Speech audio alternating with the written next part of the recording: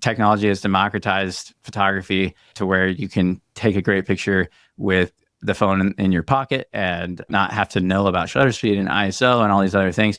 So the best artists and the best storytellers understand what actually makes you different as a storyteller is things like timing, knowing your subject, being in the right place at the right time. These are things that technology can inform if you're planning, but they can't solve it for you. I love that about the iPhone as a camera to learn because it gets all of the technical stuff out of the way and it helps you focus on what actually makes great photographs.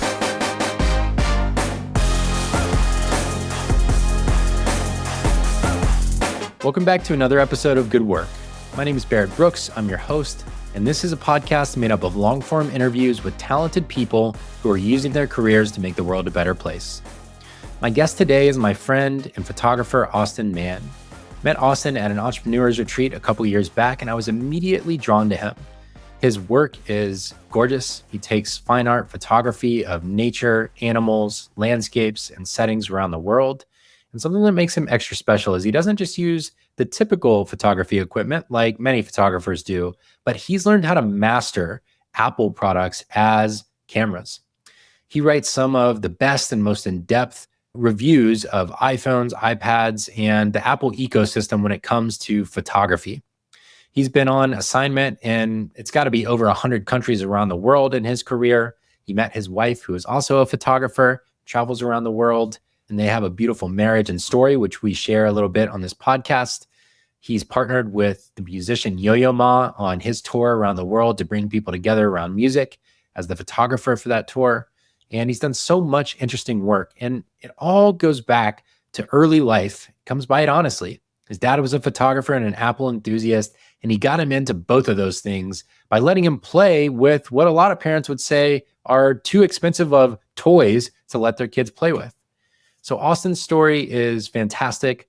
It's deeply personal. We talk about faith. We talk about marriage. We talk about photography. We talk about Apple. Austin's well known for his work being featured in the Shot on iPhone campaigns that Apple has put on billboards around the world. I think you're really going to find something to like here if you're an artist, you're a creator, you like telling stories, or you're building a brand. So please enjoy my conversation with my friend Austin Mann, world-class photographer and storyteller. Let's get to it.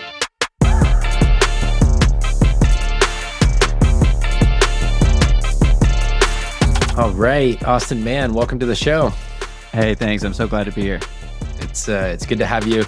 You are in the past week, I don't know what order they'll come out in, but in the past week, I've recorded 3 different episodes with people who all met in different years of the same trip, a retreat to Breckenridge.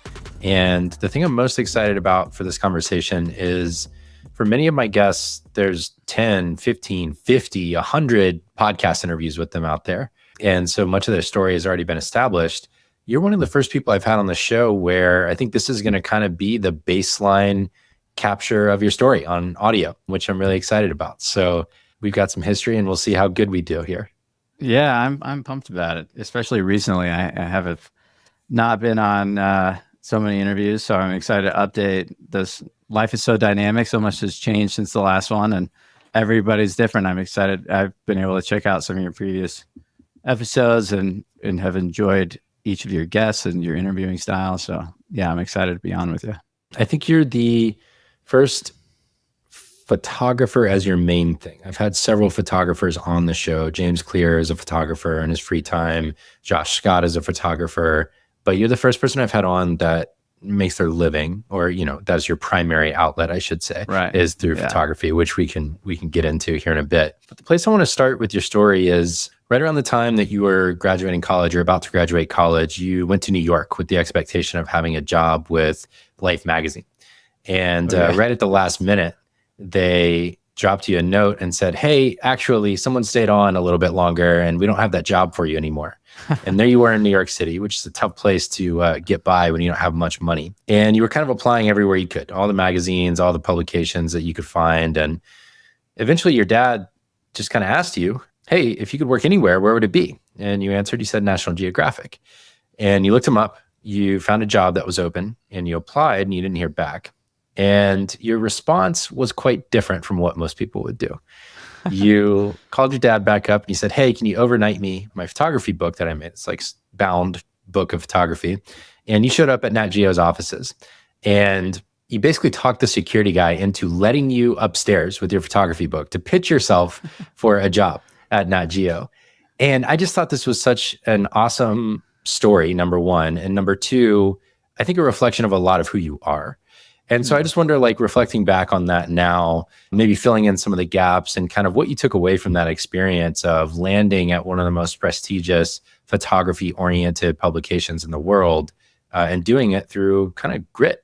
Yeah. Well, you know the story as well as I do, but yeah, that's what happened. I look back to that story often because it was a pivotal time for me personally, vocationally, spiritually, and it's one that I found a lot of lessons in. So yeah, as you said, I was super excited about this Life magazine position, and to me that was just the best of the best. And then when that fell through, just at the last minute, I considered just not doing the New York program and just staying in Kansas, and I was just deflated. But I decided to go ahead and go. I had friends, a few friends and family members and friends of family members that were in New York. And so I just started messaging everybody. Anyone that knew anyone, I'm like, that had anything to do with photography or New York, or if it was both, then I was definitely hitting you up. So I just cast a super wide net of just trying to find any job, because that was, as you said, I needed to get a job to pay the bills, but I also was part of my college program that I needed to get a job by a certain date in order to get credit for the program. Yeah, so I ended up, realizing that Nat Geo had a position that was available, and a key moment for me in that story was realizing that, I had this idea, like maybe I'll just go in there. And the reason I did is I sent in my resume and I didn't hear back. And then like the next day I was thinking about it and I was like, I could be in Australia and send a resume in. They probably are getting thousands of resumes, but I believe that I can fill the role and do a great job. I'm here in New York with time, and I should take advantage of that. What part of me is an advantage to them in this story? And I was like, I'm here down the street and available now. And I think I've got the skill set. I've thought about that a lot. And that's a question that still goes through my head when I'm considering pitching a new client or have a new idea and wanting to work with others to collaborate on it and bringing people on board with that idea. I think knowing what you have to offer that's unique is super important as an independent artist, photographer, or entrepreneur, whatever it may be. And then what I realized was like, I had this thought, all right, maybe I'll just go in there. I was like, no, I can't do that. That's crazy. But then I realized like the worst thing that can happen, I'll end up right where I am now. They say no, and I'll still be right here. But the best thing that could happen is I get a job. And one of the things, as I look back, I was a telemarketer in high school for 2 years. I worked every day from 5 to 9, Monday through Friday, and we'd make 250 calls a night. And if we did well, like if we exceeded expectations, we sold 3 of those 250. I loved that job. I had kind of a knack for it. I liked the sales. I liked the challenge of, trying to keep people on the phone long enough to get my offer out. I met all kinds of interesting people on the phone. But what it taught me more than anything, I think, was that no is fine. People can say no to you all day long. It's not your identity. It's not who you are. You don't have to take it personally if they say no. And so I finally kind of realized that, and going in to the lobby at Nat Geo and dropping my book off, and the way that all worked out. And then they ended up saying yes and, calling me the next day and hiring me. Yeah, that was a huge moment in my own kind of belief in myself and following my gut and just swinging for the fences and going for it, and then seeing what happens. And when I reflect on it in the story too, like that semester is actually, that spring is the year that Life magazine closed. And so as I look back, and my faith plays a big part of kind of my inspiration and my story. And, I believe that God had something in store for me that was bigger than what I knew. And I would have ended up at a magazine that was closing, that of course would have still been legendary. It was Life magazine. But there was something in store that was different than what I expected, and maybe even better for me. So I'm thankful for that. And today, when, something doesn't pan out quite the way that I'm thinking I would like it to, I'm reminded of that story, and I wonder what he may have in store for me around the corner. Mm. Yeah, I love that. And I want to get to the faith piece here in a little while as well. Curious though, when you get up that elevator and you walk in the office, what's that dialogue like when you walk in there? Do you remember? And who Yeah, were you well, even talking to? yeah, well, so I first met the security guard at the Right. lobby, and I just, after I kind of gathered myself, I walked up to him and I just said, "I'm here to speak with an HR rep at National Geographic." And he like handed me the clipboard with like times on it. He's like, "Okay, what time's your appointment?" And I was like, "Well, I don't have one." He's like, "What?" He's like, "You can't just come in here off the street and expect to That's go not up how there." this works. And I was like, that's fair. I was like, "Would you mind giving him my book and my resume?" And he kind of like takes it from me. And I asked him what his name was. His name was Mike. And I was started telling him about kind of my passion and why I was here and what I was interested in. And he's kind of flipping through my book of pictures from my previous trip the previous summer. And he said, "You seem like a pretty nice guy. I'll take you up there." So he left his post in the lobby, took me up to the 19th floor, and I met Rachel, who was at the front desk. And I just said, "Hey, I know you guys have an available position. I'm ready to start tomorrow. And I would love to fill this role." She took my book. She said, "Thanks so much. I'll give it to the editor and we'll follow up." And then they called me the next morning and they're like, "Can you come in now?" Being in the right place at the right time and knowing that you're in the right place at the right time can be a really unique strength. Yeah. Yeah. I mean, there's so much too about seeing someone who's already in motion. You were already Yeah. in motion. You had already picked up a camera. You had already taken some good photos, enough to put them in a book that could be shown to someone. And I think there's something that motivates the person on the other side to make a bet on you when you've already taken the initiative to put yourself in a situation where you're a good bet. It's like I started this show and we'll see how this turns out, but I'm doing this show no matter what. There happens to be a fellowship available for people like me who are creators starting things like this that I applied for. I don't know the results yet, but what I know is if I were on the other side of selecting for the people I was going to put in my fellowship, I would want to pick people who were going to do it anyways and that I can accelerate. And I think that's something that you did there as well. You showed them I'm in motion. And so you can hitch my in motion train car to yours and I can help push, or I can go find another one. I use that analogy all the time. It's like this train is moving and the resources that it takes to go from 0 miles an hour to 10 miles an hour are already expended. We're going 10 miles an hour. If you jump on and you want to put some resources in to go 20, let's do it, or go 100. But I think when you're just dead in the water, people are like, "I don't know about that." But if you're like, "I'm going here, you want to jump on?" They're like, "Oh, that's cool. Easy. Yeah, let's jump on." I want to come back to this moment. I'm guessing that were the photos in the book from your first trip to Africa, or what were those photos in that book at the time? Yeah, so I wanted to say that too. Is like this was super early in my career. I had just started shooting. I had just left the country for the first time. I didn't have a passport until I was 20 years old and didn't ever plan. I had no aspirations to travel, and I was very comfortable, in kind of the circle that I grew up in. And yeah, so I had gone to Tanzania on a short-term trip, and I took my camera as an afterthought and took a bunch of pictures. And when I got back, I was like, I'm kind of proud of some of these. I'm going to put them in a book. And that was back in the day when iPhoto had just come out with their cool books. So I made 2 of them, and one of them for like the main sponsor of my trip. And then I kept one, and it was just at my house. And that's what I called and had my dad overnight to me. But, I think it's like, yeah, I didn't have like a big body of work to show off. But as you said, like, I think a lot of what maybe was attractive was that like I had the initiative just to be there. Like I had some work that I was proud of, I had some images that I still would be proud of. But I think more than anything, it was just like, wow, I would like to have someone on my team that has that initiative and that's also convenient to bring in tomorrow. So yeah, I think it's also just representative of the skill set required in journalism, whether it's photography, telling stories. People aren't going to willingly open themselves up to you all the time. You got to go chase down the story a lot. And so the way that you showed up there, I think is very reflective of what it takes. It's like people aren't reaching out. I mean, some people reach out to me to come on this show, for example, but mostly the people that reach out, they're not all a bad fit, but like generally you got to go get the people that you want. Like you've got to shape the vision of the thing that you're doing. Yeah. And there was a lot of that there too. So We're going to come back to this point here in a minute, but I want to go back a little bit further even. And two of the central characters in your story, as I look at it, are your dad and Apple. Mm-hmm. You talk with great reverence about your dad, and it's clear how much influence he had. And he kind of introduced you to the world of Apple early on. He was pretty plugged in. He was a photographer. He let you play with some of his like gadgets and toys at a time when, I think as you put it, like, a lot of dads might say like, get out of here, go play with your toys. And he really invited you in and welcomed you into his work. Yeah. And so I'm just curious about some of those influences early on from your dad and what role he played in shaping this world that you now occupy.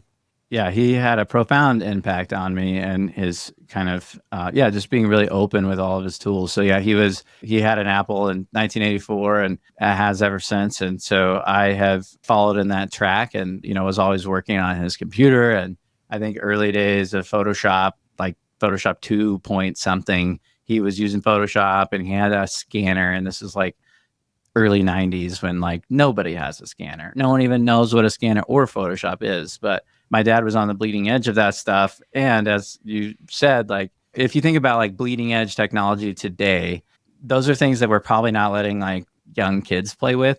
And he's like, yeah, let's just play with it. Here's how it works. Like, see what you can do with it, and that to me was like, I didn't spend a lot of time playing video games. Instead, I was playing with Photoshop and scanning.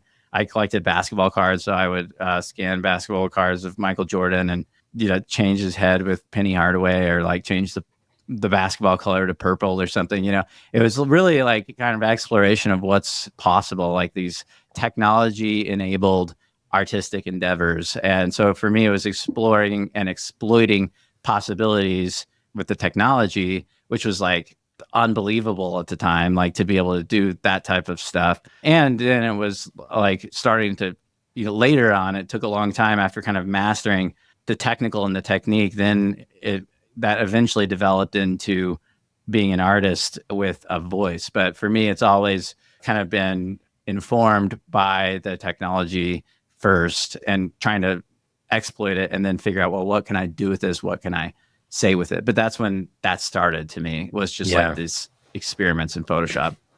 I love that. Two things come to mind for me. The first one was, I remember the first time I ever got introduced to the internet. I don't know how old I was. It must have been like 10. My mom sat me down. She opened up, I don't know which search engine it would have been at the time. Ask Jeeves or something. Maybe it was AOL, one of those. Alta Vista. Yeah. One of those, yeah. And she was like, what do you want to know? And I said, I don't know, Michael Jordan. It was just funny to like hear you talking about it, a basketball card of Michael Jordan. And we searched and we found the webpage, who even knows what the webpage was at the time, about Michael Jordan and his career. And we read it together. And I'll never forget that. It's just like first time. Number one, it's wild that in our lifetime, we went from, the internet existed before I existed, but not for popular use. And so in my lifetime, I went from no technology of any kind invading my life every day to it being ever present all the time, no matter what. Kind of like overnight, basically, the computer became a big part of my life. The second thing that comes to mind for me is I've had a couple of these conversations with people who would consider themselves technologists, and we'll get into how that's transformed for you over time. But like Matt Mullenweg, for example, the founder of Automatic and WordPress, he was introduced to computers very young. There's this technical barrier to a lot of this technology where, if you get introduced to something, like I've never shot on a DSLR, for example, I know the 3 basic types of skill sets that you need on it and adjustments you got to be able to make, but I don't know how to. And it's not that I can't learn. I know I could learn if I wanted to, but for whatever reason, the barrier as an adult feels so much bigger than if you learn that stuff as a kid when you're just playing. Like when all you're trying to do is make the basketball purple in Photoshop, for some reason to me, that strikes me as different from I'm now, in my late 30s and I'm trying to like get a job done in Photoshop and I know I could just hire someone to do it faster than me. I don't know how that lands with you, but it's interesting how the roots, like what I take away from this is the parenting aspect of like, how can we introduce kids to things, the tools that they will be using in 20 years so that they become second nature in a way that it wouldn't feel that way if they waited. Yeah, there's a lot to unpack there.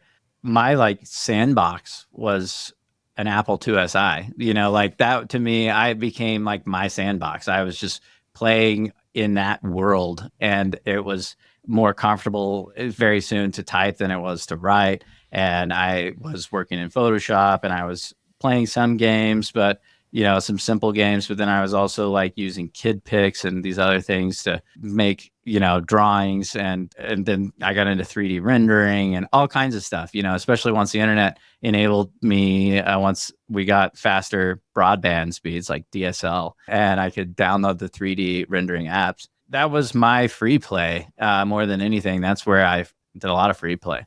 Something you said earlier about like kind of technique made me think about this quote from a friend of mine. And he says, you develop technique so you can get out of the mind and into expression.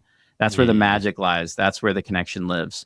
And he's a brilliant artist and a brilliant technician, but he's better, he's very good at connecting with people. And that's always inspired me because I think a lot of photographers, and especially photographers like me with kind of my skill set, tend to like live in the technical and to accomplish technically very well. But a lot of times a technically perfect image doesn't connect with anyone. It doesn't move people. And if it doesn't move you, then it doesn't have value. And actually now more than ever, that since the technique side has gotten easier and easier as technology has democratized photography to where you can take a great picture with the phone in your pocket and not have to know about shutter speed and ISO and all these other things.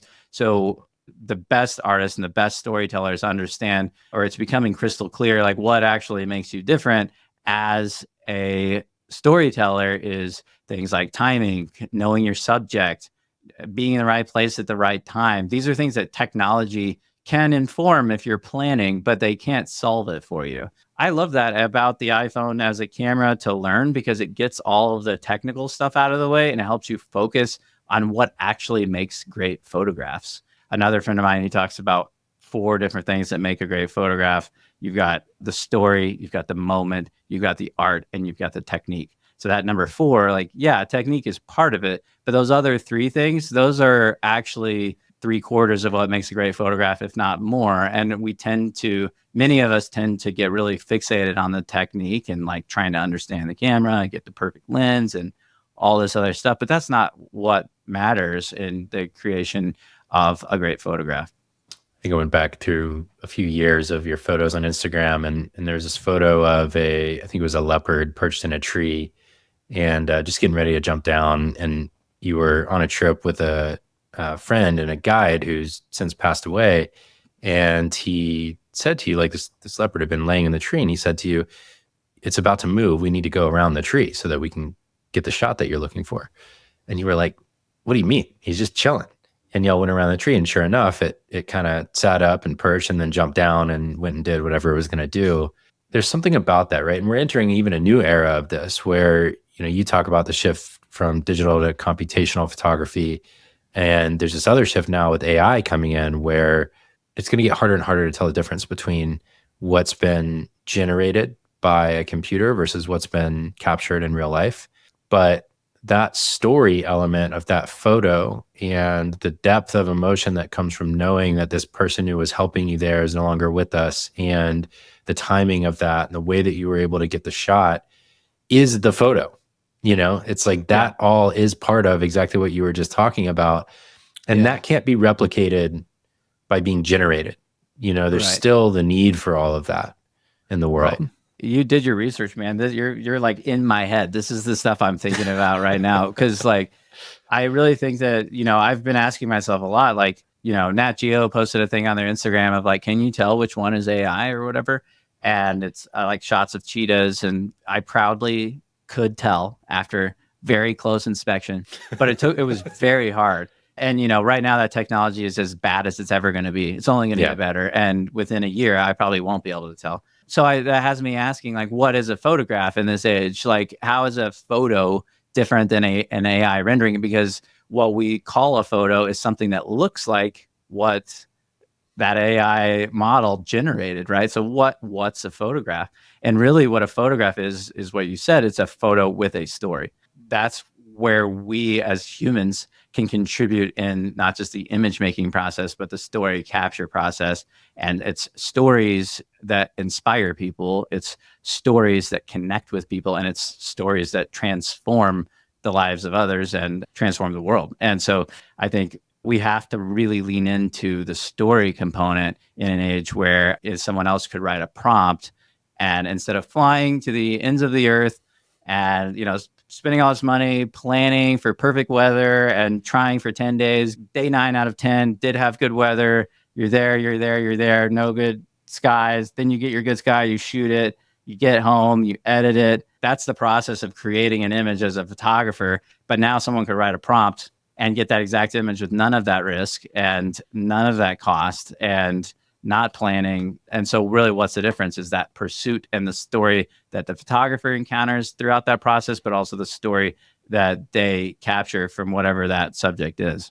It's interesting as you were sharing that, I got this little sense of existential dread about AI for a moment there that hasn't hit me before, which was that there's this great risk that obviously that we lose something in all of this, but especially related to the natural world, where if we can experience anything kind of on demand. I was just at a friend's house here locally in Portland that worked on the audio system for the Apple Vision Pro, and I got to try his out. And one of the dedicated experiences they made for that was kind of like walking with dinosaurs type experience. And you put it on and, you kind of orient the thing, then you click on this experience and it's like, there's a fucking dinosaur right there. Yeah. And when that thing came online, I was like, whoa, that was crazy. I've never experienced anything like that. Like the closest thing is probably one of those 3D rides at Universal Studios or Disney or something. We will get to the point where that device or a device like it, you'll be able to say, create me a world where I'm in the middle of Africa 50,000 years ago when nothing had yet gone extinct, and I'm part of a tribe, and allow me to play a game as if we're foraging and hunting for the day to provide for ourselves. And it will create it. And you'll just go play in it. And there's this danger in all of that we lose the interest in and desire to protect what's still here, what's like still actually here. I don't know if you've thought at all about that. It's just now hitting me and we're kind of like thinking about it in real time, but just wonder what your relationship to that is. I too have kind of mixed feelings about it. The technology is amazing. I've played extensively with the Vision Pro and blown away by the experience and how unique it is. And then on the flip side, I have concerns about what it means for humanity and if it's a step in the right direction for humanity. I think that at its best, cutting edge technology is finding ways to bring people closer together. And I'm not sure that Vision Pro does that. I'm just not sure we're ready for it. I'm not sure the product is ready for us. Like I'm excited to see how it evolves. But I have got concerns about it. And I think we live in a world that is increasingly isolated already. I have some family members that are in high school and they're like not interested in driving because they connect with their friends online. And like, that was shocking to me. Like when you and I were 12 or before, we were like, I can't wait to be 15 to get my restricted and 16 to get my license. Yes. It's freedom, it's friends, it's being together.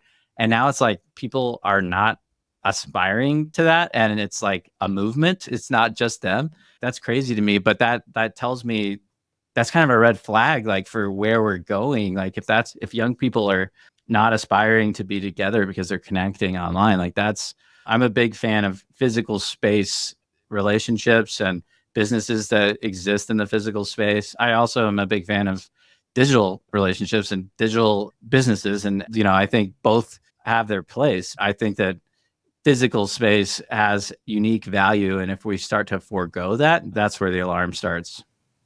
Yeah, I'm with you there. And we'll get into some of that community aspect too. But, the upside, of course, is also potentially massive. Like I remember growing up watching National Geographic and any number of just like nature videos. And then that combined with spending a lot of time in the outdoors, camping, hiking, fishing, really built my love for nature and the natural world and ecosystems. And that's really the roots of, or at least part of the roots of why I care so much about climate change and ecosystem destruction and protecting what we've got. AI and virtual reality done well will bring that to even more people who will never get a chance to see it in real life and bring in even more color and richness and all of that. And so, at its best, maybe it exposes the whole world to the things that are beautiful and that we want to protect. And so, it's both. Like, I shouldn't just get the dread about it. And I recognize that there's upside here too. No, I think that there is. Like, I think In my mind, I think about pipeline a little bit. And so I think that the Apple Vision Pro, or let's say an art gallery, could inspire curiosity in somebody about something. So let's say like elephants, like I have on my wall here. Someone could walk in and see this image of an elephant and be like, let's say a high school kid or a junior high kid could see a larger than life print of an elephant, or they could put, like you said, they could put the Apple Vision Pro on and experience an elephant. Well, that might inspire some curiosity of some kind. And then maybe they'll start to learn a little bit more about elephants, and they'll go to a talk from that photographer or from that zoologist about the elephants. And then maybe that will inspire them to actually go and see those elephants. And then once they do go see them, then I think they can fall in love with that species and that experience. And once they love it, they'll care for it.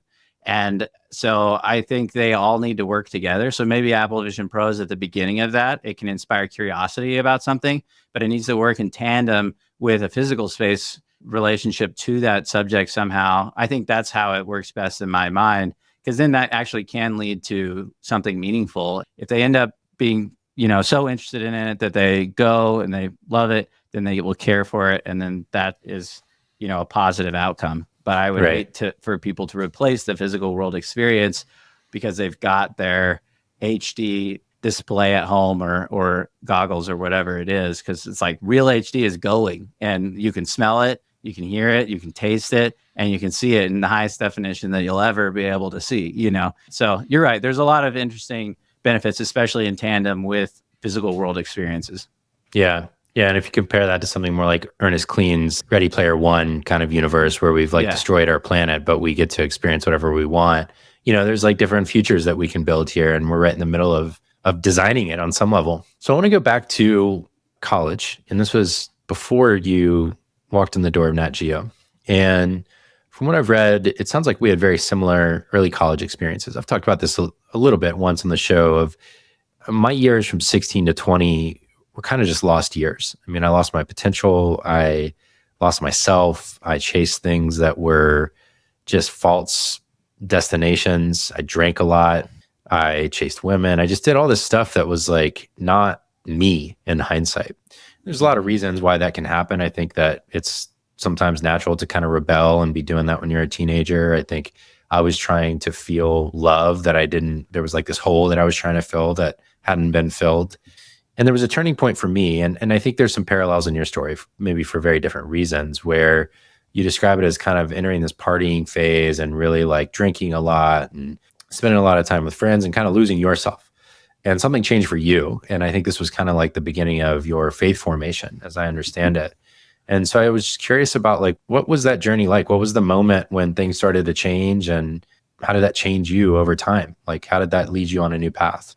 Yeah, thanks for asking. Yeah, it's a story that's super intertwined with my career as a photographer, and one I reflect on often. So yeah, I grew up in a home that was Christian home, and I was a part of the Christian school and church and all of those things. I wasn't super interested in it. It was not real to me. It was just more kind of like going through the rhythms, and it was fine, but it wasn't like something that I believed deeply from within me. It was more the kind of the system that I was in. It sounds like you were in a similar place. I kind of always had problems with being told what to do. I still do, especially, starting 5th or 6th grade. I wanted to be doing my own thing and make my own decisions and live my own life. And so, yeah, I began to kind of like, I swung back on the other end of the pendulum and just was, just doing what I wanted to do because it was my right. And, that's how I saw it. And I didn't care about the rules. Actually, I did. If there were rules, I will break them, and tell me the rules so that I can break them. Yeah. And that led me down a path that like you said, like I'm very similar. Like I did a lot of things that I don't think I even really was that interested in, but it was more just to like celebrate my liberties and pursue something else that wasn't what I was being told I should believe or do. And yeah, so, that led to a lot of partying and just poor life decisions and a lot of time that wasn't necessarily progress, but maybe not like totally lost, like it was time that was part of some of the ingredients in the recipe that God used to shape me into who I am today. And I'm thankful for those years for that. I'm also thankful for grace and my forgiveness for those years in my life. But yeah, it came around my sophomore year in college. I'd gotten into a good bit of trouble in college and was not on a path that was leading to anything fruitful in the world, to say the least.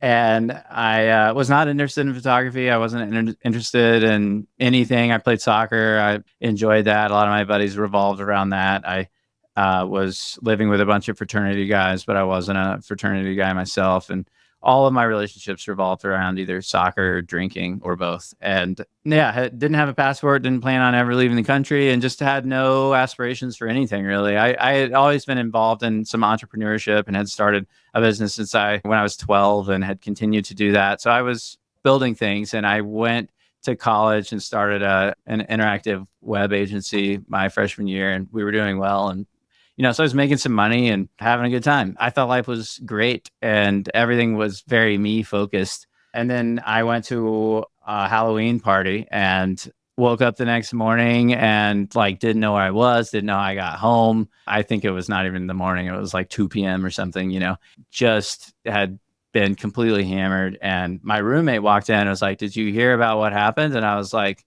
"No." And he told me a story about that was a Sunday, and the pastor of a church that was there, that was kind of the central part of our community, had died super abruptly and unexpectedly. And he was 33 years old and had a wife and 3 kids. It was kind of just shocking and jarring to our whole community. And I was like, wow, that's crazy. And then 2 days later, which was November 1st, 2005, I went to his funeral. And I went because most of my friends were going, and I had been to the church. I had met him. I didn't know him well.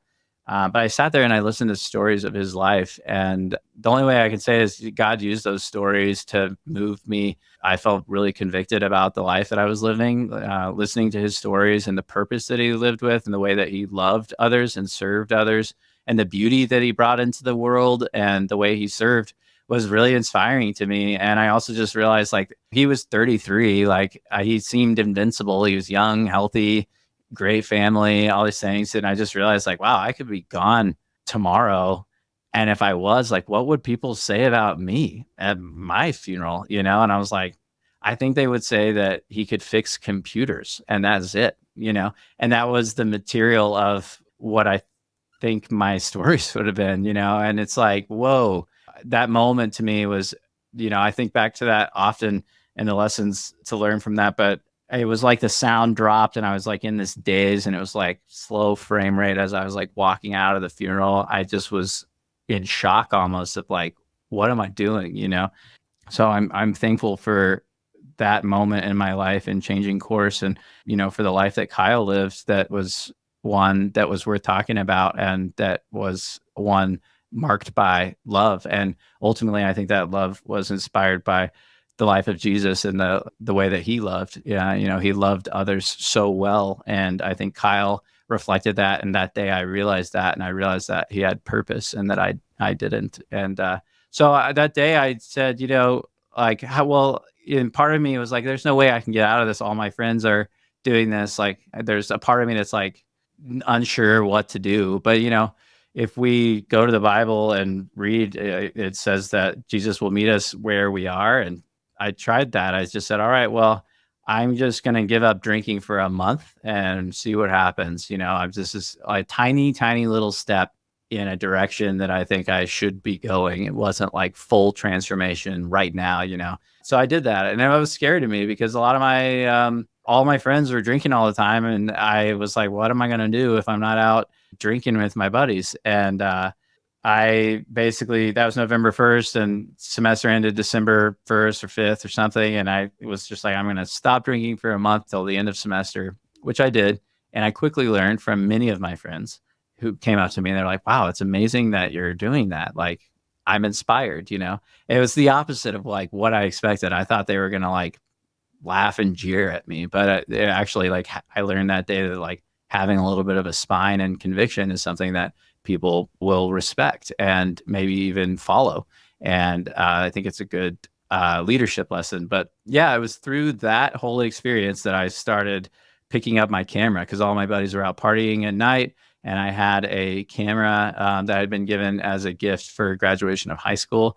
And when they would go out, I finally, after a few nights of sitting at the apartment alone, I was like, I'm going to pick up this camera and start playing with it. And it was those nights of playing with my camera that became the foundation for me of my work and my interest in light, which you mentioned, light's power over darkness, very much in a photographic sense of pouring light into darkness to create a photograph, because that's really what a photograph is in its technical sense, but also in a spiritual sense. Like, where there is light, there is no darkness, and darkness hides at the speed of light, and darkness retreats at the speed of light. Like, it's this crazy, there's not like a battle between light and darkness. And so I could talk about this for hours, so I should stop. But I still think about that a lot. And when I'm creating a photograph, I'm looking for where is light filling darkness. And I'm looking for that visually, but I'm also looking for that in stories. Like, who's this person that's in a circumstance that we might see as dark that is bringing light into it? And so there's a lot of different kind of contexts that you can apply this lens of looking for light in the darkness. It's a really beautiful story. Thank you for sharing it. I feel really moved by it, actually. We share a faith. That's a thing that in startup circles and, popular creative circles, it's not always the coolest thing to talk about. It's been really interesting doing this podcast to hear the number of guests who are also Christian and don't talk about it much. And it's one of those things that I'm going to stop neglecting on my part, not because I'm here to evangelize or try and convince everyone listening that they should also be Christian, but just because it's a part of who I am. And so that's why I ask. It's really beautiful to hear the story. Thanks for asking. Yeah, that's how I view it too. Like, a lot of people ask me how I got into photography. Whenever they do, I end up sharing about my faith, because they're intertwined. It's part of my story. If they're asking, it's because they have seen my work and they're curious how do I get going. And my story is this. And like you said, it's kind of something that you can shy away from. It's easy to shy away from, but I think it's the story that God's given me, and sounds like God's given you, and it's worth sharing. And the theme of all of that, the darkness retreating at the speed of light and seeking light in the world and seeking hope in your imagery and telling stories of lightness. There's so many metaphors there for your life and the path that it's taken, for the path that the world can take, that we have a lot of influence over. And in some ways, it's kind of this uniting theme, I think, from my seat, at least looking at your career and the work that you do. And I really appreciate it for that reason. And I find it fascinating that the thing that filled the partying hole was the camera. Yeah. There was a hole left behind. Yeah. And like our friend James Clear says in his book that sold 20 million copies now, every habit needs a replacement or else you'll fail. And for you, it became this art form that has been a huge influence on you. And now many, many more people as a result of the work that you do. There's this one photograph on your Instagram feed of lightning striking what looked like either a church steeple or something like it on campus. And you had gone to the top of a parking deck late at night in this lightning storm, which of course you recommended not to do for safety reasons. And you just happened to capture this moment. And it's so striking in theme for so much of the work that I see from you now, just in terms of seeking out actual light in the world and different forms of natural light, of these juxtapositions of night photography that's become a big theme of your work. And I wonder just if you have any reflections on that photo in particular and what it represents for you. Yeah, that was a special moment for me. Fast forward a few months from the story I just told about, picking up the camera at the end of the semester, and then came back after winter break, and it's January, and I'm like, you know what? I'm not 21 yet. I'm still not going to drink. I like this trajectory. So I'm going to at least, hold off till I'm 21, which is September later in the year. I was playing with my camera a ton, still a lot at night, and people started to see some of my work. I had a blog, and I would post it up on there, and I don't know where else people really saw it, because it was pre-Instagram and maybe Flickr or something. I don't know. And so people started referring to me as a photographer. I remember that moment, and I was like, whoa, that person just introduced me as a photographer, and people started to know me as a photographer. And so one night I was studying for finals in May, and I just got a bunch of text messages from people while I was studying saying are you out taking pictures? This lightning storm is nuts, And I stayed committed to the academics for like 3 text messages, but the 4th one, I was like, this must be amazing. I should totally go out. So that's when I went out to the rooftop, put the academics on pause for a second, and then went, up to the top of the parking garage and just started shooting pictures. And it was this super visceral moment for me because it was super windy. It was raining. Cameras weren't waterproof then. So I had like a trash bag over my camera. The wind's like blowing it. The rain's pouring down. I'm on top of this car garage. Everyone else is like studying for finals. And I'm like up there alone in the dark, wind and rain, framing up shots, like cleaning my lens and like hoping that I might get a shot of lightning, I wish I was still driven the same way, but I got the shot of lightning, and I had framed it in such a way. There's this iconic building at Baylor that is lit green whenever one of our sports teams wins, and it's called Patton F. Hall. So I put that kind of iconic building in the bottom left, which that's kind of your story element to that shot, right? Like as if we go back to those 4 components, like if I just shot it at the sky, then it doesn't have any story. It's just lightning. And then that's technique only. But by framing it, giving you some context, that changes that photograph. So anyway, I had framed it in the bottom left, and then I was just shooting 30-second exposures, hoping I might capture something. And sure enough, I got maybe the most interesting lightning bolt I've ever captured that night. But that lightning bolt that was in front of my camera was also a lightning bolt in me. I was like, this is what I want to do with the rest of my life. I want to be maybe not on top of parking garages, lightning storms, but I want to climb to the top of mountains. I want to do whatever it takes to like overcome this crazy technical challenge to capture the beauty and the light that I see in the world. So yeah, it was a special moment. And then, I posted it, or I shared it with a friend, and they were like, you need to send this to the news. And so I sent it to the news, and then they like shared it online and on TV and all that stuff. And it's, it was like, wow, I got some exposure for something that I did. And that was kind of interesting to me. But I should also note that like, for me, that was never super validating. For me, it was like, I am guilty of taking pictures, overcoming the technical challenge, and then never sharing them at all. And I'm perfectly fine with that. So for me, my effort has to be to say, all right, I did something meaningful, especially if it's personal work. If it's client work or commission work, it always gets out. But a lot of my work that's personal, it's just like I might shoot something. And for me, just overcoming the technical challenge is enough. My wife sees a lot of the stuff that I never post, and she's like, you really need to post this. And that's my driver. And that's another lesson I have from that story is like, yeah, I loved conquering that technical challenge, but it's kind of meaningless in a way. It's not serving its full purpose if you don't share it. Yeah, I get that. There's another photographer that well that'll be on the show named Amy Vitale, and she talks a lot in her work over the years about this idea in some cultures that a photograph takes something from its subject. I'm hearing a parallel in this that, yes, maybe it doesn't have the impact it could have if it were shared, but it also takes some of the purity from it, the moment that it goes from like the pure artistic drive to like overcome this challenge to doing it because you want to share it. And I do think there's a difference between those two things, doing it because of the beauty inherent in it, capturing the light and all of these things, and then sharing it versus trying to capture a thing to be shared. Those are different. But there's something there. I think it loses something when it becomes with the intent to share. That's the great tension that I think many artists have, especially commercial artists of any kind, have to balance, right? And for me, my photography, I see as a form of worship, and it's very life-giving to me to be out capturing and observing. I think great photographers are great observers, and they are watching for the details, the connections that other people might not see, or the perspectives that other people might not see. And as you say, photography is a give and take process. It's not just something, we don't just take photos. It does affect the subject one way or the other. And, if there's not intent, to do something meaningful with the pictures, you have to ask yourself if it's worth taking them at all, because it is a trade-off. So there's a point in your journey later on in 2012 when you decided to do your first iPhone review. But there was a chapter in between what we were just talking about where you picked up a camera, and when Apple became a big part of your story again, part of your career anyways.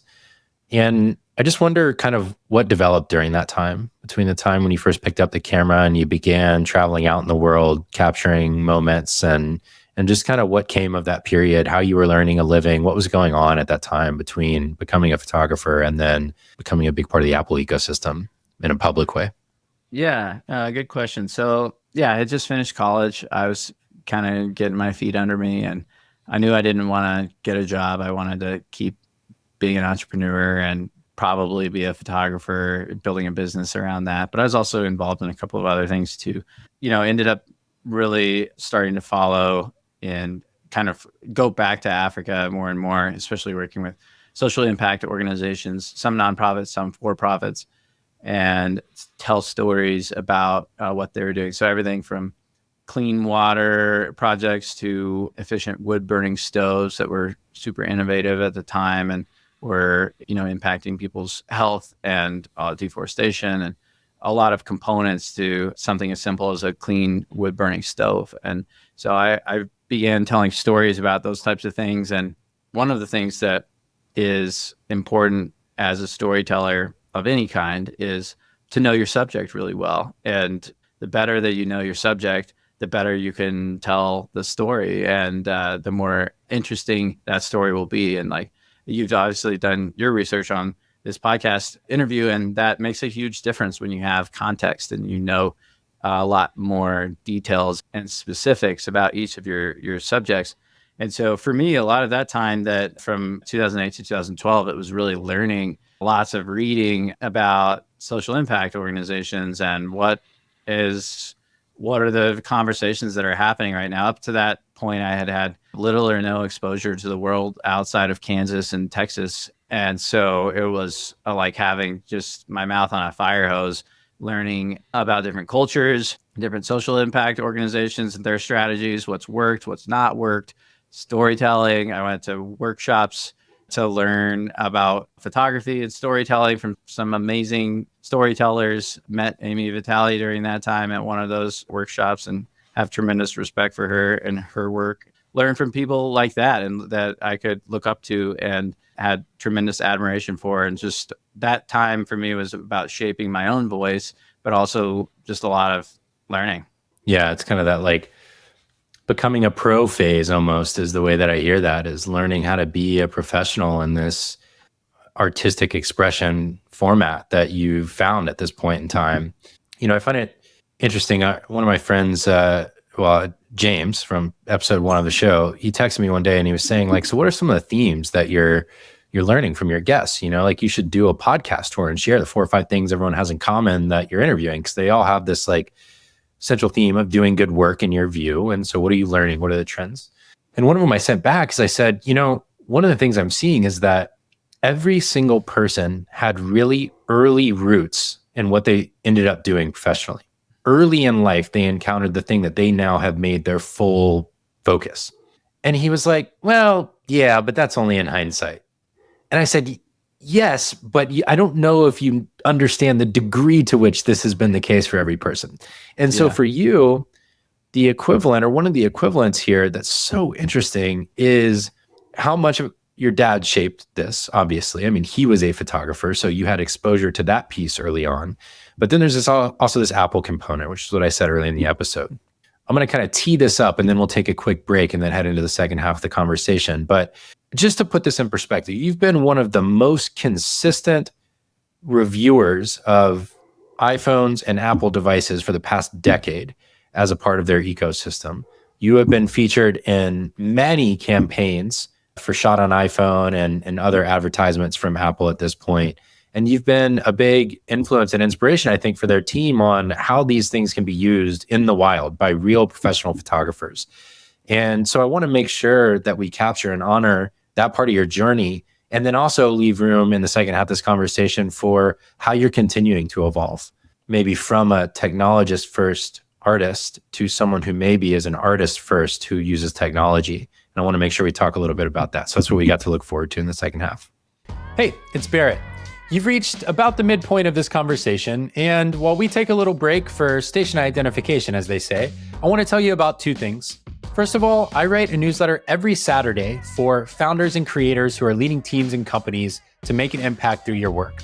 It has 3 sections in it. The first one is a mini essay from me based on my executive coaching work with founders and creators about how to lead well. It has 3 long-form essays or links from around the web that will help spark new thoughts to help you lead better. And it has 1 quote from a meaningful book that I often find myself recommending to friends and clients. All the feedback I've gotten so far is that it hits exactly on the kinds of issues that founders, CEOs, and creators are facing every day in their work. So if that sounds appealing to you, make sure to go to my website at barrettbrooks.com and you can subscribe right at the top of the homepage. That's BARRETTBROOKS.com. The second thing I want to tell you about is that my day job, I actually do have a day job, I'm not just a podcaster yet, is as an executive coach, as I just mentioned. I work with founders of Series A startups and later, and with creators who are doing at least $1 million as a solo founder and are now thinking about growing a team. The uniting commonality between the founders and the creators I work with is that you've reached a point in your business where you know you're going to make it. Actually, you're doing quite well. And now the question is, how much do you want to scale? And what are the leadership challenges that you're going to face along the way? This work is based on both my training as a coach and in my work as an operator and growing my old company ConvertKit from $3 to $30 million in annual revenue. If you're a founder or creator who might benefit from coaching, or if you know someone who's looking for a coach, I'd love for you to check out my site and my coaching page at barrettbrooks.com/coaching. You can learn everything about how I work as a coach and also fill out a form to have an exploratory conversation if that sounds interesting to you. All right, that's all I got for you right now. There's no sponsors for the show at the moment, so consider me your sponsor. Let's get back to the conversation for the second half. All right, welcome back for part 2. So, Apple is the thing that you've talked about most publicly, so I don't want to spend a ton of time here necessarily, but I think it's important to capture this part of your story because it has been a huge part of, I think, both what's allowed you to do the work that you do and also something that you're really well known for. So, that first iPhone review you did of your own accord. It's another example of kind of like you showing up at the Nat Geo office. You were reading reviews, and in 2012, Apple came out with Panorama as a feature and the camera. And you were just noticing how many of the reviews were focused on just the technical aspects. And like the best photo you would get is like of a desk or a keyboard or something like that. And here you are, and you've been out in the field a ton. You're more like in the naturalist photographer kind of category of things, even though you're also a technologist. And you're seeing this opportunity, like, we should do something more with this thing. It's made to be used like an actual camera. Let's go see what it can do. And so I wonder if you just want to kind of share like how that kicked off, what became more than a decade-long partnership there, and just how that developed over time and how it shaped you in your career. Where to begin? It's had a huge impact on me and my career, Apple products in general. And I think that, as you said, like when the iPhone team started becoming a little bit more interested in developing the camera into an artistic tool, I saw the signs of that early on. And I will say at the very beginning, I waited in line for my iPhone, the first edition, June 29th, 2007. I'm that guy. And I was very excited about it. And I remember looking at the camera on it and being like, how silly. Why would we ever have a camera on our phones, And of course, I was very wrong. Within a year, I was like, this is really nice to have a camera with me all the time. And wow, it does some things really well. And so obviously it started developing a lot. And then, the panorama mode came out in 2012. As you said, I saw a lot of the reviews. They were great reviews, and they weren't really seriously looking at the camera, and they weren't really pushing this panorama mode. I was used to reading camera reviews from photographers for traditional DSLRs or whatever, and they would really get into the imaging quality and shoot something artistic and inspiring or whatever. And there was none of that. And I was like, I bet that there would be some people that would be interested in learning about this camera from a photographer's perspective. So I had a friend that I had worked with previously on a project at the World Cup. I shot him a message. He was at Engadget, and I just said, hey, would you be interested if I did something like this? Would you be interested in publishing it? And he's like, absolutely. And I was like, great. And so then I had the outlet, and then next time I needed to figure out how to fund it. So I was talking to another guy that had a new startup that was creating content to put on idle TVs in houses, like motion content and stuff. And he wanted some like really abstract art and stuff. So I was like, Iceland's pretty pretty interesting. Like there's amazing landscapes. We can make some amazing abstracts. What would you say if you cover my costs and my filmmaker's costs to go over there? I can create some content for you. He's like, yeah, in. So then I was like, all right, well, I have a place to go. I've got the bills paid. And now I can go do my iPhone review there because that would be a great place to see what the panoramas are like. And I'd never been to Iceland yet. And so, yeah, then I went over there, shot that project for that client, got the bills paid, and then also wrote this review and, tested the camera everywhere. I did a lot of side-by-sides with the previous camera, kind of comparing how they perform in low light and all these things. Came back and wrote about it, really enjoyed writing about it and sent that off to my buddy. He published it and it got some good traction. And which is, as I understand, it's an understatement a little bit. Like it got quite a bit of attention. It got a lot of traction. Yeah. That one got a lot of traction, but the next one got even more. But it got enough where I emailed him and after the review was over, after like a month and a half or 2 months, I emailed him and I said, hey, can you send me the stats for the number of impressions that we got on that? And he sent me something. I don't remember what it was.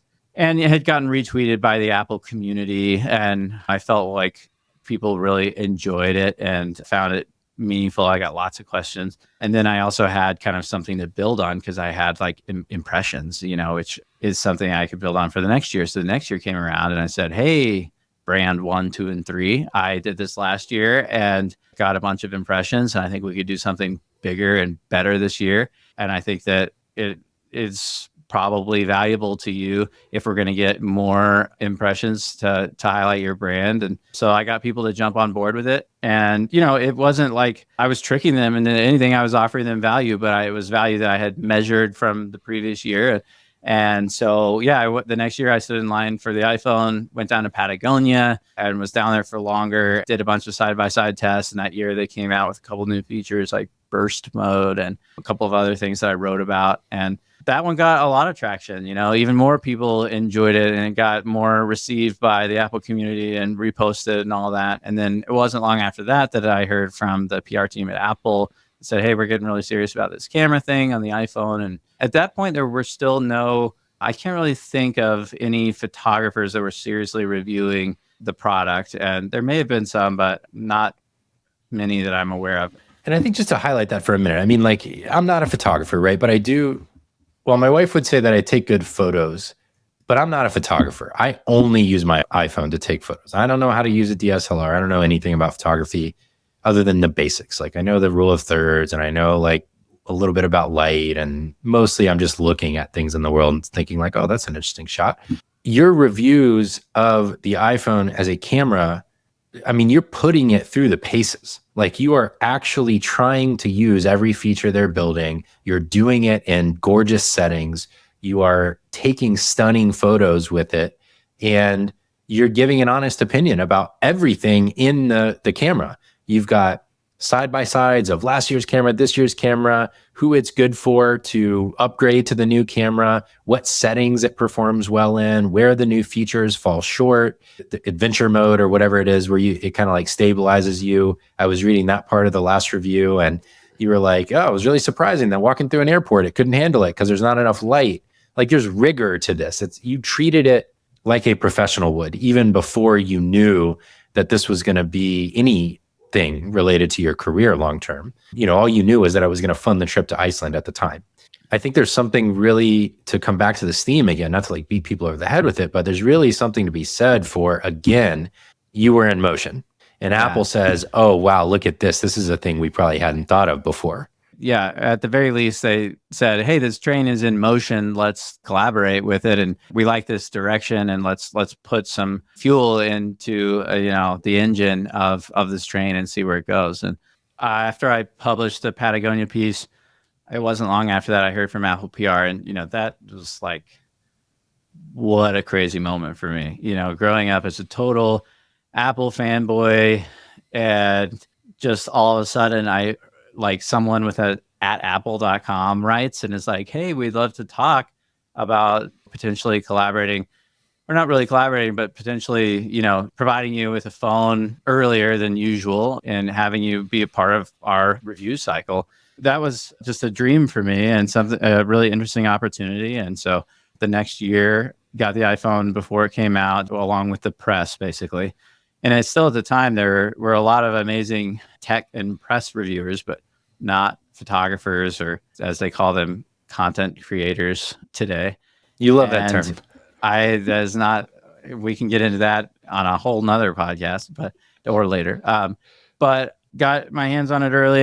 They connected me with The Verge to be an outlet where I could share my insights. And they just basically said, here you go, and we hope you love it. And everything else was up to me. So I went back to Iceland and, was on a tighter timeline, and I felt like the stakes were high. I was on a bigger platform now, being able to publish with The Verge, and I knew that they were watching, and, so it was a lot of pressure, but it was pressure that I really enjoyed, and went all over Iceland taking pictures and just talking about the new features that had come out that year. That was the year they came out with the iPhone 6 Plus. So the first plus-sized phone, and a couple of specific camera features that were interesting to play with, some autofocus stuff. And that's also the year they came out with the watch, the very first Apple Watch. My very first keynote was quite the experience, and some fun stories from that. But yeah, I ended up publishing with The Verge. And then from there, I was proud of the insights that I came out with. Some things I loved, some things I didn't love, but I created some images with the new features that I thought were interesting and kind of illustrated some of the new power in that year's device. That began kind of the cycle of working on the iPhone camera reviews every year. And then I continued to do that. And as I did, I began building a relationship more and more with the Apple camera team, specifically the software team. I would go out on these reviews, and a lot of times I'd be the first working photographer to take it into the field. And I would come back, and I started, sharing some of my insights from that with the team. Because a lot of, you've got a team of hundreds of engineers that have been working tirelessly on this product. And then I got to be one of the first that was putting those new features to the test, and they got to see them in the wild, not just at Apple Park or Infinite Loop. And so it was really fun to talk with them and hear, what they were thinking about when they were building it, and also share my thoughts as a working photographer about how I might use it, or how I might express myself as an artist with that tool, or how I found it challenging, or whatever that might be. And so that's continued to, blossom into a fruitful relationship for both of us. Yeah, and continues to this day. I guess at what point in the kind of shot on iPhone campaign idea were you brought in? And, I know that you've talked about sharing your work generally. And so this takes that to like kind of the extreme, basically, where at one point, I think one of your photos was on a 30-foot tall building for the shot on iPhone campaign. So how did that all come about, and kind of what's your relationship to that now? I can share my perspective and, my thoughts on it. I was in the right place at the right time, again, on that, because I was one of the only kind of working photographers really going out there, putting everything I had into creating images with the iPhone. And that was an era where, like, I had mentors that were like, what are you doing? Like, why would you go to Patagonia without your 1DX? Those were risks for me, but by making those decisions, I was really forcing myself kind of to get as creative as I could with this tool and see what it could do. And by doing that, I ended up creating stuff that I was proud of. But if I had my other camera with me, I'd be like, oh, this one is one I need to shoot with my real camera, So as a result, I had some work that I was really proud of. It was work that I think illustrated some of the unique strengths of the iPhone camera platform. Apple's a place where there are thousands of people involved in every single idea. And the term shot on an iPhone had begun to be used by a lot of people, by the Apple community, by the Apple team, I'm sure. And it was one that I had kind of resonated with me. So I picked up shot on iPhone.com, which I still have, but I was, interested in continuing to nurture that community. And one day I was riding in Atlanta on the train between terminals, and I looked over and I was like, oh, that person has a iPhone 6 Plus, that's cool. And I was looking at it, and I looked at it closer. I was like, no, wait, that's not an iPhone. That's a Samsung. And then I was like thinking about it, and I was like, why would anyone buy an iPhone if the other devices look just like it? Like, what are the interesting parts of an iPhone, or what are the interesting aspects beyond the hardware? And So I was thinking about that a lot, and I was like, I think it's that the world's top artists and creative minds are working and creating with the iPhone. It's the fruit from those devices that inspire us. And when we're inspired, that creates brand equity, and we're more inspired to, be on that in that ecosystem or have that product. And so I called up Apple, my contact, and I basically said, I have a lot of work that I'm proud of that I've shot with the iPhone. I know other people do too, and we should find a way to highlight these around the world. I don't even remember what they said, but it was basically like, oh, that's an interesting idea.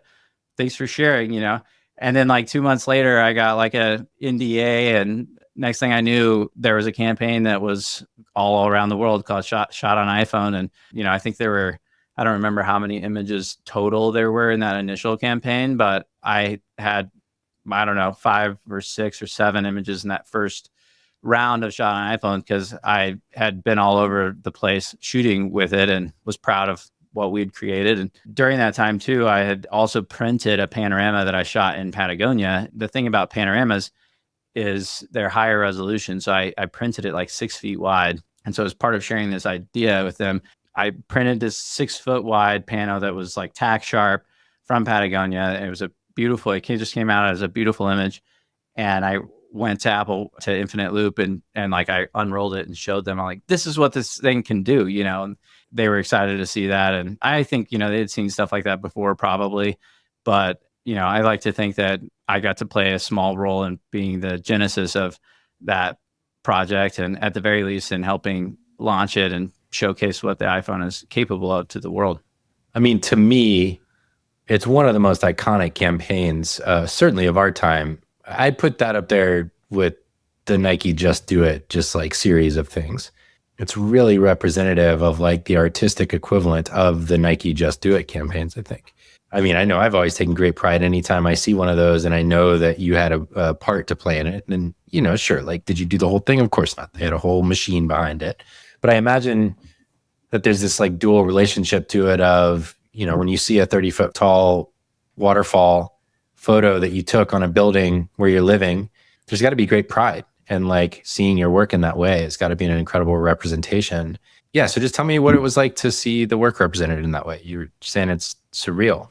Yeah, honestly, there's just nothing like it. It's what a gift to be able to look up and see your work in some places 30 feet high and other places 80 feet high. When the first round of Shot on iPhone billboards rolled out around the world, I had emailed and asked where my images were going to be, and they had actually said one of them was in Dallas, and so that's where I was living at the time. So I went and got rooftop access of another skyscraper that was like right across the way, and I explained to them like what I was doing, and I got to watch the entire billboard like unroll across, I don't even like 30 stories, I think, across this whole building, and that was just an unbelievable experience. It was a vertical panorama that I shot of a waterfall in Iceland, and it's like, I've still never had anything like that moment, and that was just a special, special time. And getting to get pictures from people from around the world that were seeing the work on the side of the Louvre or in India and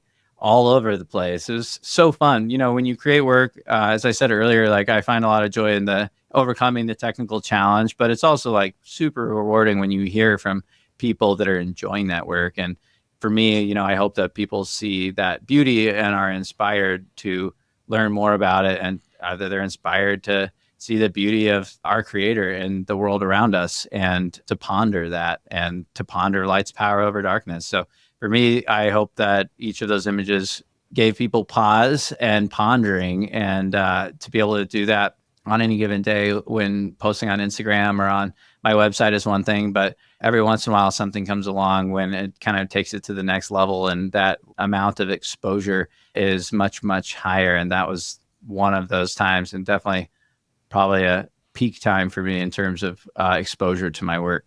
Yeah, no kidding. 30 stories. Yeah, I kept saying 30 feet, but the story was 30 stories. That was the actual point of the whole thing. Yeah. Very different things there. Somewhere in all of this, you meet a girl. Her name's Esther. Mm-hmm. And mm-hmm. she is as much of an adventurer and traveler and artist as you are. You all had this thing that you did because you'd crisscross paths all over the world. You'd fly through the same places, and You'd end up in the same airports. You would leave notes for each other. I think you started the tradition of leaving a note for her, for example, in the Amsterdam Starbucks or the Atlanta Starbucks or whatever. And then it would be like a little bit of a scavenger hunt for her to find them. And so I just, I wanted to kind of leave it open-ended, like, how did that relationship develop? And what was that like in those early days to be in relationship with someone who was as committed and as visionary in her own work as you were to yours, and to be crisscrossing paths in this way? And what was it like to cultivate that relationship, and what could be very challenging circumstances to do that? Yeah, very, very challenging, but very rewarding. And I met Esther, my wife, in 2008 when I was still in school, and she was passing through a coffee shop that I frequented. She was out shooting already. She had kind of started her career. I was wrapping up college, and she was creating really inspiring work, telling stories about people all over the world, and was working a lot in East Africa.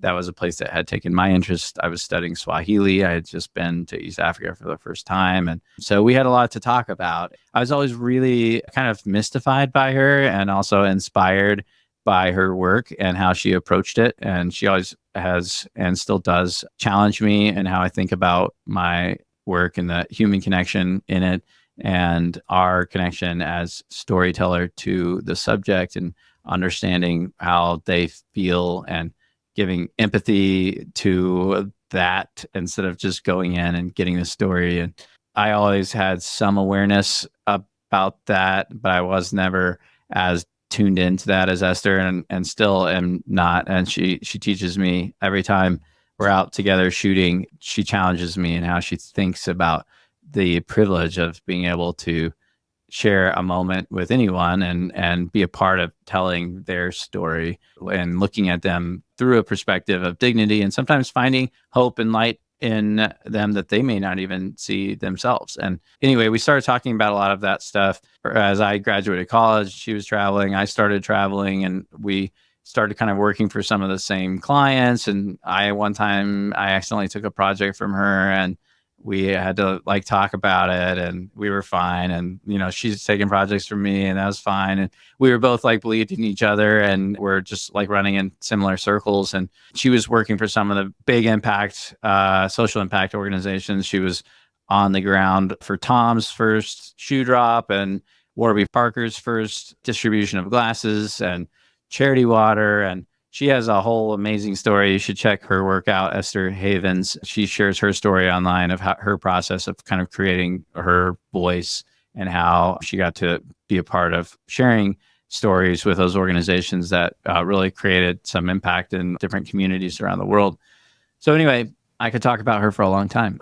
Yeah. But we started dating in 2011, and we decided to teach a workshop together before we started dating. We had met a couple times, and we were both kind of getting a few emails. She was probably getting more emails than me, but I was getting some emails of people like, hey, how do I get started in this work? I'm a photographer. I want to tell stories that make a difference. Or some people are just like, I want to travel the world. And we were like, hey, maybe we should teach a workshop together that kind of shares about this storytelling philosophy that might be a little bit different than traditional photojournalism of get in, get the story, and get out alive. That's more empathy and dignity driven. And so we decided to do that. And when we started that, we started spending a lot more time together. And then that's how we started dating. Yeah. So we started dating in 2011, and it was a pretty rocky road. We thought that, we do the same thing, so this is going to work well, and we're just gone all the time. And that was not how it worked well. It didn't work well at all. We would like never see each other. So we'd have dates in the airport, like the American Express lounge. We would be like, all right, my flight's getting in at 5, you're leaving at 8. That means we would get like a solid 2 hours. We could have great dinner. So we spent a while doing that, and I still do that a little bit. And then every once in a while, like, I would be leaving a project while she was going on one. And as you mentioned, one time I was leaving East Africa. I was in Amsterdam, my airport of choice as a dedicated Delta Sky Miles member. And I was at that airport, and I was on Skype, or maybe AIM, with Esther. And I was like, what are you doing? And she's like, I'm in Austin, I'm packing. And I was like, where are you going? And she's like, somewhere in East Africa. And I said, where are you flying through? And she said, flying KLM, Delta Partner through Amsterdam. And I was like, that's awesome. You'll be here in 2 days. And she's like, yep. And like at that moment, I was like, I'm going to leave a note for her here. And I know it gets kind of lonely, like traveling on the road for work and these long flights. And it would be such a highlight just to find a note, And so I wrote this note. It was just like nothing special, but just I thought it'd be fun if she found it. And then I like gave her clues on where to find it. And that began this tradition of leaving her notes in airports. And she started leaving me notes. And it was always so fun to find a note or even the remains of a note. Like one time, I left a note in Cambodia, and then Esther flew through there like 4 or 5 years later. And I have like a whole list of all of the notes I've ever left with like directions to find them. And I was like, she was flying through Cambodia like 4 or 5 years later. And I was like, I think I left a note there. And I went and looked, and I was like, I did. And she found, sometimes I tape the notes like up under a seat or like under a sign or something, whatever I think won't get like renovated or moved, because I've learned that lesson. And she found the tape, she didn't find the note, but like the tape had like, the note had like fallen out, but the tape was still there. And it was like 4 or 5 years later. So anyway, I've now left notes all over the world. I found some of hers. We've got India, Brazil, Amsterdam has always been the main place. And so that was always like, that was just a fun thing for us, especially while we were dating and both working a ton in similar communities all over the place. And it was just a fun way to connect. So before you tell the end of the story, I just want to preface maybe, because I think I know where you're going. So one of the things I do in prep for these interviews is I'll reach out to the guests, and many people so far are friends, but everyone knows they're coming on, obviously. And I do my whole process of research, and then I'll just say, hey, are there any interviews, any articles, any pieces of work that are especially important to you or especially good? I just want to make sure I didn't miss anything, especially that's important to the guest, because that's might be a piece that I don't put together, right? And this is a perfect example of why I do this, because you sent me a list of links, and one of them was Starbucks.com. And I'm thinking like, Starbucks? I mean, I know he does a lot of brand work, but I don't think I remember anything from Starbucks. So I go on the Starbucks site, and it's a story, and it's got some of these details about leaving notes for each other in Starbucks around the world. I'm like, oh, this is adorable. It gets to the end, and it turns out actually that there is a bigger even story than leaving the notes around in a Starbucks. So there's a bigger story here, right? Yeah. So when I finally decided to propose to Esther after like 6.5 years, I was thinking about, how do I want to do that? And I wanted it to be something that was us, something that felt like uniquely us, whatever that was. I pretty quickly came up with the idea as like, the way one of the fun ways that we connect is through these notes, and we connect through travel. So, while it doesn't sound super charming to propose in an airport at a coffee shop, because it was us, yeah, I thought, oh, this could work. So Esther's family is Dutch. She has a lot of family in Holland. That's an important side note. And we always fly through Amsterdam. And so I thought, I think it'd be fun to like tell her that there's a note there and then actually be there and propose. And so then I just had to wait until she got a project to East Africa. And it was like 2 months or less. And she's like, hey, I'm going to Uganda. I think she told me like perfect. 2 or 3 weeks later. I know. I was like, great. Are you going to fly through Amsterdam? Of course. Okay, great. So then that started the plan. And then like immediately I was like, I think I left a note for you there. And she's like, great. I start unfolding this plan, and I end up bringing Esther's younger sister, Anna, over to fly with me and help, take some pictures. I'm like, if I'm going to do this, we need to get some good pictures of it, of course. So Esther's flight lands at like 7 a.m. and I get a flight that lands at 5 a.m. And, I texted her the day before. I said something that was like, wanted to make sure she remembered, go get the note, and because just making sure she had time. This was an important note. This is a very important note, but I couldn't reveal how important it really was, So I just want to, I want to tee you up here, because she lands, right? So you fly all the way to Amsterdam. You have no reason to be in Amsterdam other than to execute this plan. Her sister's there. I think her family was like traveling there, was there as well. So they were going to be, they were going to be waiting on you. And so you got this whole thing lined up. There's one potential issue, right? Which is like flights get delayed, flights get canceled, things go wrong, airports are crazy. So Esther texts and she's like, hey, I'm on the wrong side of security. I'm not going to get to Starbucks. I'll get it next time. And you're thinking, No, no, no. Yeah, That's that not is what's not, happening here. that Okay, so cannot what be did what you do? happens. Well, and this is critical because she's like, I'm just gonna. She decided to stay in with her family in Holland for a few days, which I was like, oh, that's great because then I can be with the family in Holland, and I didn't even have to set this up. It was for her. So she texted and was like, hey, I can't get the note because I'm on the wrong side of security. I'm gonna pick it up on my way out, and I'm like at Starbucks. All the people at Starbucks know that this is about to go down. I have the desk cleared, or like the table where we sit, where the note is. Anna's got like my camera set up to take pictures. I've got like a time lapse over here. I've got like iPhones everywhere, like hidden in like Starbucks bags.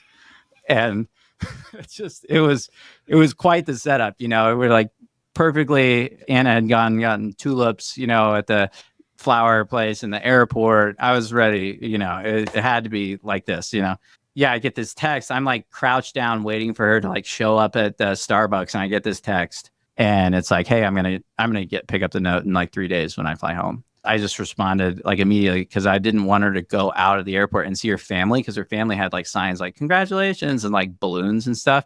And I knew her whole family was out there. So I'm like, that would be horrible, foil the whole plan. So I just texted her and I was just like, stay where you are. And that was like all I could think of. I just didn't want her to like walk out. So then I immediately pivoted to plan B, which wasn't even really a plan. I didn't even have a plan B really. But plan B quickly became, I'm just going to propose to her in the middle of the airport, wherever she is, and this will be fine. So this Starbucks is at gate D41. It's Amsterdam is kind of set up as like spokes in a wheel, and you've got like a center hub where kind of everything, all of the terminals pass through kind of this like center point, and then there's each terminal is a spoke. So I'm at D41's like at the very end of one of the spokes. So I start traveling towards the center on these travelators, like these moving walkways. And I go over the first one. They're long. They're like 100 yards or longer, and there's two of them. I get on the second one, and that's the one that dumps out in the very middle where I think she is. And I get on the second one, and I get a text from her that says, "Never mind, I got through. I'm going to pick up the note now." And I'm like, "Oh no!" I like turn around and like try to run up the travelator, because I'm like, she's gonna see me like on the travelator, and it's gonna ruin everything. And Anna was like right behind me, and I like ran, and she tried to run, and we're like, this is ridiculous. So I turn around and I like put my hat down, and I am like thinking at any moment she's going to see me, And so I get to the end of this travelator.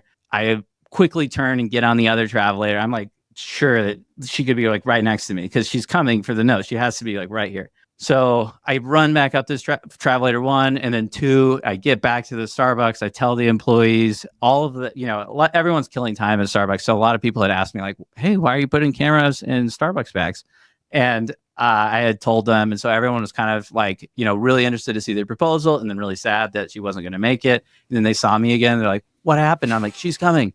So everyone's like, oh my gosh, I give a camera to the Starbucks guy. I get back into position. And I'm waiting. And 27 seconds later, I think something like 27, I know because I had video, Esther walks up. So she was like right there, So she goes over to our spot. It's kind of around there's this nook, and you can't see anything from in there, around this nook on the backside of Starbucks.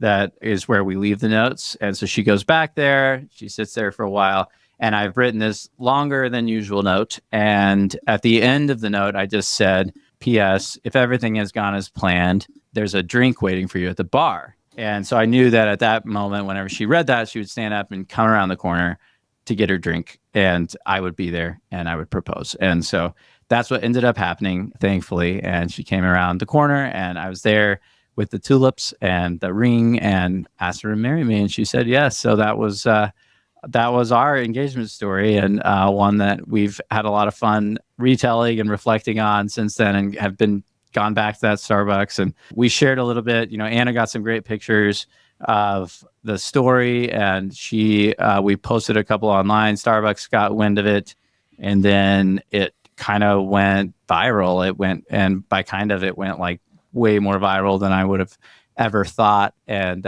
we ended up on everything from time.com. I'll never forget seeing like top 10 headlines on Time. And like top one was like Donald Trump, North Korea.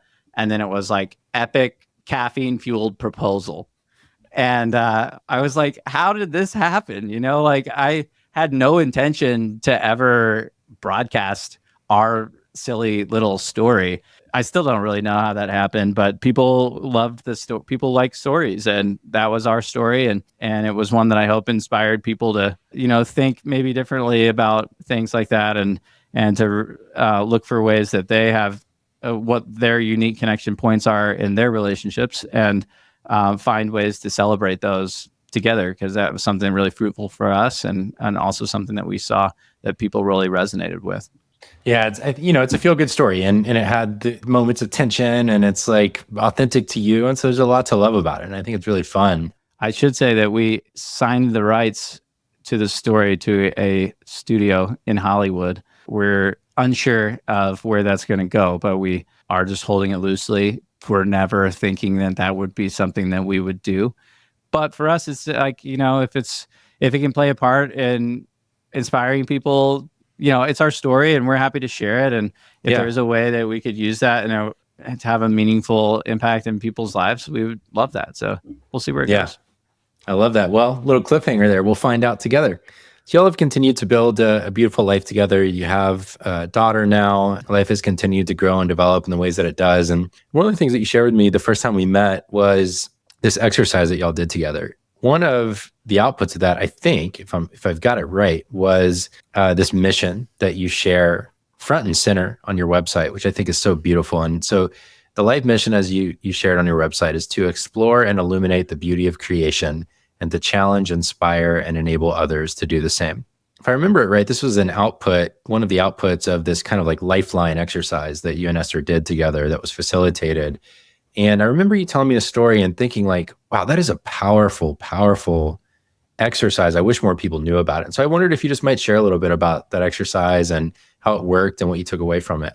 Yeah, I'm glad you asked. We went through a program called Life Plan from a group called Patterson Center in Colorado, in Boulder area. It's basically like a super in-depth, extensive kind of just self-discovery. You can do it alone. You can do it with your spouse, or you could do it with a business partner. A lot of like authors do it with book agents and things like that. The first couple of days are really about like self-discovery. And the first part, is you've got like a 40-foot wide like whiteboard, and the facilitator asks you questions about your entire life journey and turning points vocationally, spiritually, personally, and kind of rates them high to low based on if they were basically a mountaintop or a valley, if it was a wonderful time or a horrible time, basically, and kind of maps that all out from like birth to now, and then overlays it with some extra context, and then kind of has you sit back. And that's like a 3/4 of a day process. Like it's like we're going through everything from what did I learn when I started mowing lawns at age 12 and bought my first iMac? Like, how did that impact the way I think about business now, and all of those things. And we've touched on a lot of the stuff from my life plan in this talk today. But what I really enjoyed about it, one of the things I really enjoyed about it was going through that process with Esther. You can go on hundreds or thousands of dates, and you're never going to discover those things about your partner, in a linear form like that. It was really, really helpful. It's almost like proactive marital counseling, because I got to better understand some of her story, what drives her, some of her experiences and how they impact her today. And she got to have that same experience with me. And we still reflect on that quite a bit 6 years later. So you go through this process, and then our facilitator, who's super gifted, a guy named Pete Richardson, is really good at kind of like extracting the most critical bits of information and distilling it into a meaningful plan and meaningful mission statement and those types of things. And so there's a lot more to the whole process. But after day 3, you've kind of put together a plan together where you're kind of envisioning life. So at some point in the future, you can choose. We chose 6 years, which is now. It's been 6 years, and you envision what that future looks like for your family, for your career, and so on. And then one of the things that comes out of it is this concise mission statement. You mentioned it. My mission, as I still articulate it today in my work and kind of my perspective filter that I use in every project that I'm going to be a part of, whether it's this podcast interview or it's a business or it's a project or whatever. I always ask the question, if it lines up with my mission statement, which is to explore and illuminate the beauty of creation and to challenge, inspire, and enable others to do the same. And I see the former part of that as being my photography, exploring and illuminate the beauty in creation. The latter part, challenge, inspire, and enable, which I think we need all three, is ventures that I've been involved in, like building shared collaborative studio spaces or the workshops that Esther and I have done, or this podcast. My hope would be that any story that I share, someone might find a little bit of meaning in or inspiration in, and they might have a new tool to look at the world through my history or my story or whatever that is. Yeah, that was Life Plan. And now I'm getting ready. We're going to go back hopefully this summer to cool. do re-up on it and say, all right, where are we at? I think it's really important. Goal setting is tricky. And lots of times people set these goals that don't have systems in place to actually accomplish, or goals are tricky. Sometimes we get too specific, sometimes not specific enough. So this is really just kind of aspirations of what, not really goals, but more like what would a good life look like in 6 years? And we can use that as kind of a barometer, but it's not like our gospel that this is what we're going to do, right. But it's kind of what we envisioned on that day. And we were prayerful and thoughtful during that time. And it's been really cool to see a lot of those things have come to fruition, and a lot of them haven't, but we feel like it played a major role in our lives together and our lives in our creative work. What a timely opportunity to talk about it with it coming up again. I love that. Exactly. It was always impactful on me. Babe, if you're listening, I know you listen to all of these. Let's do it. Let's go do it together. You guys have got to do it. So, there's so much here, as happens with all my guests. I get so wrapped up in the story that I don't get to everything I was hoping to. So we'll have to do a second version of this at some point. I would love to hear more about the Rivian partnership you did, collaborating with Yo-Yo Ma on his trip around the world to share Johann Sebastian Bach's work as a uniting force for bringing people together. Like, there's a lot of stuff here that we could keep going on. But the thing I really want to ask you, I'm going to combine with my typical last question. The typical question is, who are you becoming? But I think through our conversations and just through our friendship, and part of what you shared in prep for this, is that you're in this moment of transition of going from kind of being technology first that enables art to being art first that takes advantage of technology, and that's a kind of symbolic moment of transition for you, or period of transition for you. And I just wonder what that means to you, what it involves, how you're going about that, like what the outputs are, if they're going to change at all, or if it's more just a mindset and approach that you're taking or changing and all of that.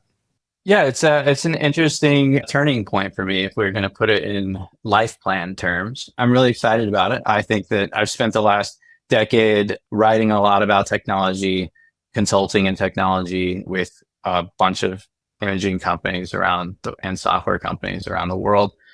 And I'm really proud of that work. It's really rewarding to play a little bit of a role in kind of being at the intersection of art and technology, being a passionate artist and passionate technologist, and hoping to kind of bridge those worlds and offer understanding and perspective on both sides. And that's been a big part of my business over the last 5 years, especially, and work I really enjoy with wonderful people.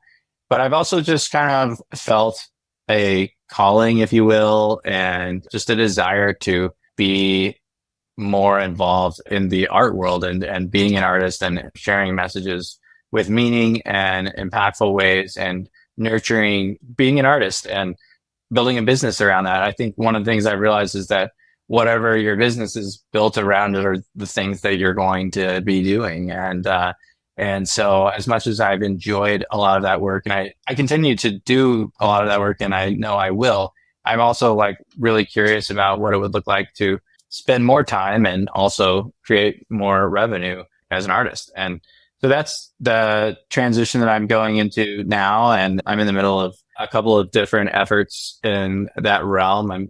We're building a gallery here in Wichita, Kansas. There'll be a gallery to showcase some of my work and my wife's work, but also we really want it to be a conduit of work of colleagues of ours that are creating some of the most inspiring images and stories around the world and bring them back here to Wichita. Like, I think a lot about myself in junior high or high school, and my horizon and my scope was not anywhere beyond my high school. I never left town. I was kind of in my own world, but I really enjoy going back to my high school and sharing with the photography class there and getting to have conversations with them because I've sat right there in that seat. And I hope that when I do that, that I might spark a little bit of curiosity about what's out there. And a conversation can do that, but I also think that artwork and images can do that in a powerful way, and maybe hosting talks could be an interesting way to do that. And so if we could have that high school class come into our gallery for a day out or whatever, and you could see an elephant that's larger than life, or the aurora, or anything, and it's beautifully printed in the analog world that you can stand right in front of. I wonder what that could do in Wichita. There's a strong art community here and a lot of wonderful people, but there are really not any photo galleries, like none. And so it feels like an opportunity, and it feels like we got an amazing space in an amazing location. It's a 3-minute bike ride from my house. And I'm just super excited. I love building spaces for people to gather. I believe in that. So it kind of is pushing me in that way. And we want the space to be on par with the best space you've ever been in New York or London or wherever it may be. And so we're taking great lengths to really put a lot of attention to the details and all the crazy details that most people don't think about. And I love that process, and it takes a while and it's more expensive, but I think we're going to be really proud of it when we're done. And it's also a step towards another gallery concept that I would like to build that I think I shared with you. That there's this quote from Ed Catmull in his book, Creativity Inc. And that was a really impactful book for me. And one of the things he says is something along the lines of, if you think you might have a train wreck, try it with a toy train first. This gallery it's a really small space. It's relatively easy to execute. It's less than 1/10 of the size of the space I last created, and way cheaper. But I also aspire to building spaces internationally, and I like out in the middle of nowhere, out in nature. And, that's obviously a lot harder, more expensive, a lot more people involved, all the things. And so while I'm really excited about what the Wichita Gallery can be standing alone, it's also kind of this feedback loop that it'll be interesting to just start building a business around art and curating art and bringing other people in. And it may just end up being what it is here in Wichita, but it also might be something that informs how we build something somewhere in East Africa in the future. I love that so much. I've enjoyed hearing about it as it's kind of come to fruition, and I'm excited to visit. I'll have 2 stops I can make in Kansas. Prior guest on the show, Josh Scott's building an art house in his town, and you're building the gallery there in Wichita. So I'll have to make a little tour of it. Well, Austin, there's so much more we could have covered, and what we did was beautiful and wonderful, and I think captures why I love you, why I enjoy our friendship, why I'm inspired by your work, and what I admire about you. I'll make sure to share, obviously, all the links to where people can find your work in my outro and on the show notes. But yeah, thanks for joining me. Thanks for spending a couple hours with me. Man, thanks for having me. This has been a real pleasure. It's just really awesome to be on. Thank you.